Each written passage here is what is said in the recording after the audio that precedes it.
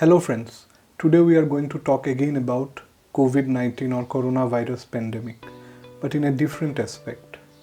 Today we are going to talk about testing procedure involved in the detection of coronavirus or COVID-19 in this case. As I talk to you, the global infection, the number has gone up to 12,77,000 and around 70,000 deaths. India has surpassed 4,000, it's roughly about 4,300 cases now. Again, countries like Iceland, where the population is very low, they have randomly sampled 5% of their population with or without symptoms. It's just a random data, and the data showed that around of those 5%, 40 to 50% are totally asymptomatic, showing no sign of the disease whatsoever. And this makes this very lethal, because a person without knowledge of being ill or sick will be spreading the virus throughout. In India, we are testing using two processes, one by using RT-PCR and another by rapid assessment kit. So in RT-PCR, it finds out the presence of viruses by a complex chain reaction. PCR stands for polymerase chain reaction.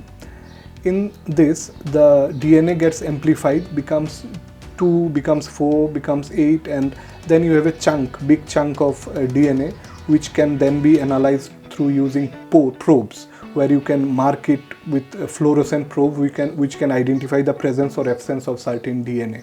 But in this case, we are dealing with a virus, so it has an RNA. So we have to add another parameters to it, which is known as reverse transcriptase, which converts RNA into DNA, and then the whole process is conducted, and if there is a presence of that virus, then the probe will determine by showing a fluorescent dye in the whole sequence, and it will like beam out, that is to say, and then you can say that it has a positive virus load. Now, the other process, rapid assessment, that we do with the kit, it does not identify the presence or absence of virus, but it identifies the presence or absence of antibody. To give you an idea, antibodies are a response or our body's immune system which are produced because of certain attack of virus, which are known as antigens. So when virus attacks our body, certain antibodies are created. If those antibodies are present in your bloodstream, it means that you are or were infected by the virus. If you can see just above me, there I have just mentioned the cassette, the testing kit.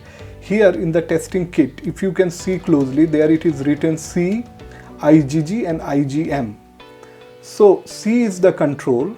So you have to give a blood drop into the cassette, and the blood drop will get analyzed, and the C will indicate as a control. In every case, if the machine is okay, there will be a band in C. But for IgG and IgM, if you have that antibody for the virus, then only this line will come. So if you have, you may have a line in IgG or IgM. But in both the cases, or you may have line in both IgG and IgM. So as a result, it means that you are positive for the virus. Now, what is the difference between IgG and IgM is that IgM is the first antibody to get produced. So if your infection is very recent or it just has happened, so you will have this antibody IgM. And if the infection is little old, then you will have a mark in IgG. And certain cases, you can also, in the intermediate phase, you can also get mark in both. So that can also give a rough idea of when the infection happened to you. But it does not mean the presence of virus, but just that your antibodies against the virus has been produced. It's not the time to share fear, it's the time to share knowledge, and I hope this knowledge will help you. Thank you.